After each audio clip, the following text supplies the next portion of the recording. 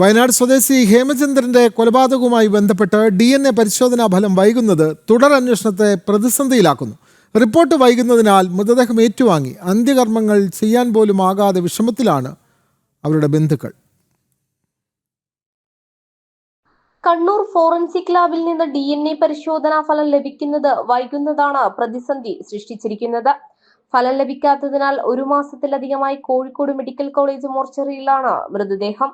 അമ്മ, സഹോദരൻ, മക്കൾ എന്നിവരുടെ രക്തസാമ്പിൾ നൽകി 4 ആഴ്ച പിന്നിട്ടെങ്കിലും പരിശോധനാ ഫലം ലഭിച്ചിട്ടില്ല. അത് ജൂൺ 28-ന് നമ്മൾ അറിഞ്ഞത് മരിച്ച വിവരം.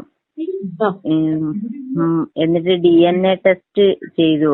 അമ്മേന്റെതും എടുത്ത്, സഹോദരീന്റെ എടുത്ത്, 2 മക്കളതും എടുത്ത്, ഏട്ടന്റെ മോന്റെതും എടുത്ത്. ഇതുവരെ ഒരു റിസൾട്ട് ഇന്ന് വരെ വന്നിട്ടില്ല. അതെന്താ കാരണം എന്ന് ഞങ്ങൾക്ക് അറിയുന്നില്ല. ഇതുവരെ വന്നിട്ടില്ല. അത് വന്ന് ബോഡിയൊക്കെ കിട്ടി ഞങ്ങൾക്ക് ഈ അന്ത്യകർമ്മങ്ങളൊക്കെ ചെയ്യണം. മൃതദേഹം തിരിച്ചറിയാൻ കൂടുതൽ രക്തസാമ്പിൾ ഫോറൻസിക് സംഘം ആവശ്യപ്പെട്ടതായാണ് അന്വേഷണ സംഘം പറയുന്നത്. രക്തസാമ്പിൾ അയച്ചു കൊടുത്ത് ഫലം കാത്തിരിക്കുകയാണ് അന്വേഷണ സംഘം. മൃതദേഹം ഹേമചന്ദ്രന്റേതാണെന്ന് സ്ഥിരീകരിച്ചാൽ മാത്രമേ തുടരന്വേഷണ നടപടികൾ വേഗത്തിലാകൂ.